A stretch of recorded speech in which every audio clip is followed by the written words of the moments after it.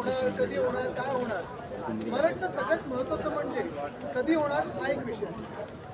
महाराष्ट्रासारख्या राज्यामध्ये एवढं निवडणुका झाल्यानंतर निवडणूक आयोगाच्या आशीर्वादानं बहुमताचं सरकार बसलेलं आहे.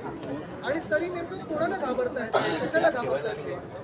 विरोधी पक्ष नेता वरच्या हाऊसमध्ये असेल किंवा खालच्या हाऊस म्हणजे विधानसभेत असेल किंवा विधान परिषदेत असेल, दोन्हीकडे नसताना सरकारला नेमकी कशाची भीती आहे? बरं, असं झालेलं आहे की सरकारमध्येच दोन विरोधी पक्ष नेते तयार होत नाहीत ना, असा देखील प्रश्न कदाचित मुख्यमंत्र्यांना पडला असेल.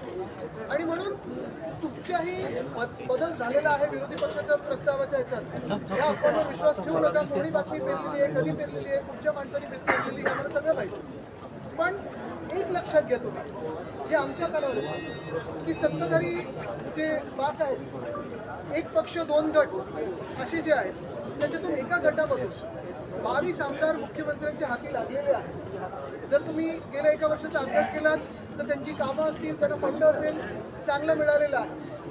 आणि उठ सांगितलं उठ, बस सांगितलं बस, उडी मार सांगितलं तर उडी मार, असं ते आता मुख्यमंत्र्यांच्या इशाऱ्यावर नाचायला लागले. नेमकं कोणी याच्यातून धसका घ्यायचा हे ज्यांनी बातमी पेरली आहे ते त्यांना कळेल.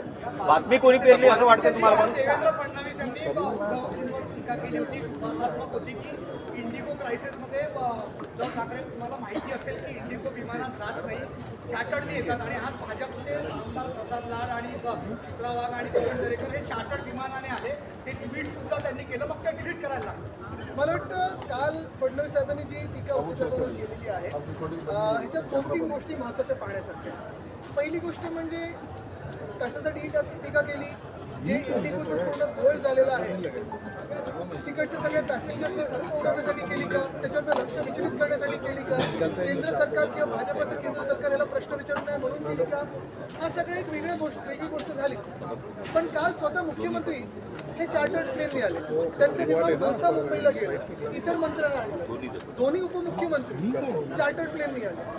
आज काही भाजपचे आमदार चार्टर्ड प्लेनने आले. पण ह्याहून पुढे जाऊन मी तुम्हाला सांगतो, विधानसभेच्या प्रचाराचं तर वेगळंच. आत्ता सगळ्याच्या नगरपंचायत आणि बाकीच्या निवडणुका चालू आहेत, तेव्हा एक मुख्यमंत्री आणि 2 इल्लिगल उपमुख्यमंत्री पद ती खरं ग्राह्य पकडू शकत नाही. हे कुठच्या हेलिकॉप्टरने फिरतात, ते इंडिगोनी फिरतात, स्पाइस जेटनी फिरतात, एसटी पकडून फिरतात, गाडीने तरी फिरतात का? एक उपमुख्यमंत्री तरी असे आहेत जे गद्दार आहेत, त्यांच्या गावी जायला रस्ते नाही आहेत, 2-2 हेलिकॉप्टर जातात.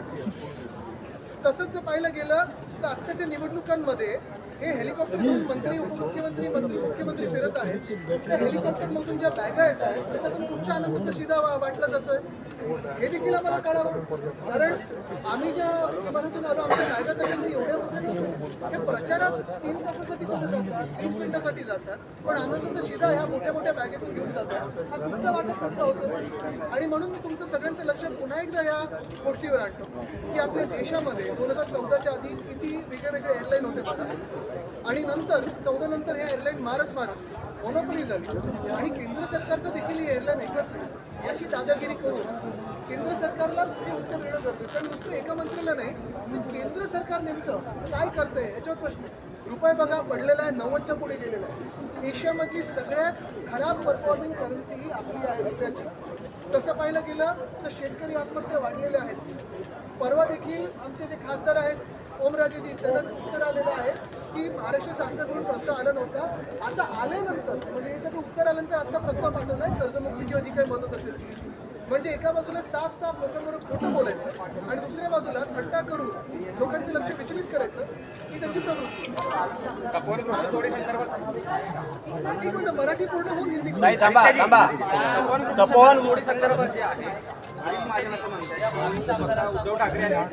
उद्धव ठाकरे आणि बघा याच्यात समज गैरसमज म्हणजे तपोवन नाशिकमध्ये, मग आता वेगळं ठाण्यामध्ये 700 झाडं, परत मुंबईमध्ये संजय गांधी नॅशनल पार्क, हे देखील त्यांनी आपल्या मंत्र्यांचे बंगले आहेत. मला माहिती आहे मध्ये कोणाचे बंगले ते छाटायला जाणार, तिचं वेगळं एक मॅप बनवतात, प्लॅन बनवतात.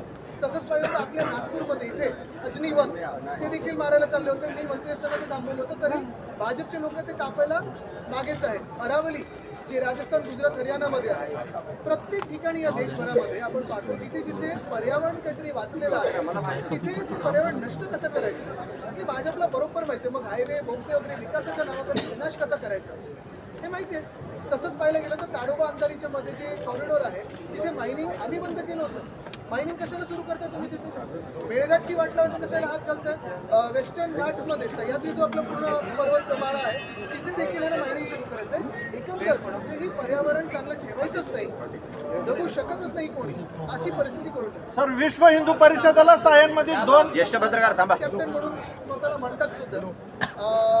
यांचे काय उद्योग धंदे चालतात मला माहित नाही. सर, विश्व हिंदू परिषदेला सायनमध्ये 2 एकर जमीन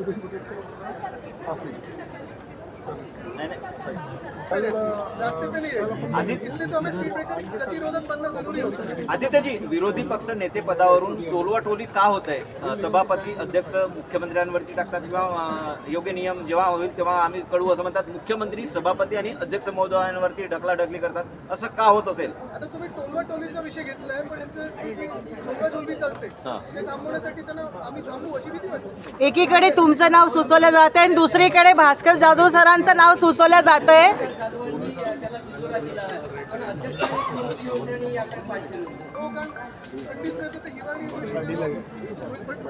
कंपल्सरी बाजूला ठेवली तरी एक महत्वाचं आहे. आदित्यजी. जे आज सगळी चर्चा होते, अर्थात बीएससीच्या चर्चा बाहेर पडत नाही, बरोबर आहे, पण ते जरी झालं तरी हे नेमकं अधिवेशन आपण पाहतोय. म्हणतात 7 दिवसाचं चर्चा आहे, 5 दिवसात उरकतील. तसं पाहिलं गेलं तर सगळ्यात मोठं जे काही कामकाज आहे ते सप्लिमेंटरी डिमांडचं, पुरवणी मागण्याचं. पण नेमकं काय नक्की चर्चेला तुम्ही आणणार?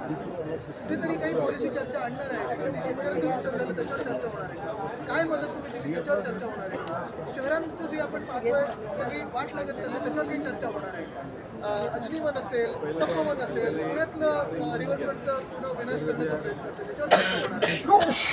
हा, मी हे म्हणत होत, माझा प्रश्न असा होता की दोन्हीकडे म्हणजे एकीकडे तुमचं नाव विरोधी पक्षनेता म्हणून सुचवलं जाते आणि दुसरीकडे भास्कर जाधव सरांचं नाव सुचवलं चाललंय. आम्ही जे नाव पहिलं सुचवलेलं आहे तेच आहे. ही अफवा जसं मी सांगितलं एका गटातल्या 2 लोकांनी पेरलेली आहे सकाळी आणि ते त्यांनी चालवली. अफवांवर विश्वास ठेवू नका, हा सोर्स चुकीचा आहे. आदित्यजी, तळ कोकणामध्ये याच्यावर लोक उडी मारायच्या तयारीत. आदित्यजी, तळ कोकणामध्ये स्थानिक स्वराज्य पण शिवसेना ही एकच आहे आणि शिवसेना उद्धव बाळासाहेब ठाकरे पक्ष हा एकच आहे. बाकीचा मिंदेगाचा पद्धत त्यांना शिवसेना बोलणं योग्य आहे. त्यांनी सगळं चोरलेलं झाल्या कुठेही निवडणुका समोर नजरेत नसताना देखील शेतकऱ्यांसाठी कर्जमुक्ती ही जाहीर केली होती. कर्ज माफी पण आम्ही बोलत नाही, मुक्त बोलतो आम्ही, माफ गुन्हेगाराला करतो. पण हेच सरकार, भाजपचं सरकार आणि सोबत जे गट आले ते आता थट्ट उडवतात शेतकऱ्यांची आणि सगळ्यांची. उद्धव साहेब कधी येणार आहेत सर?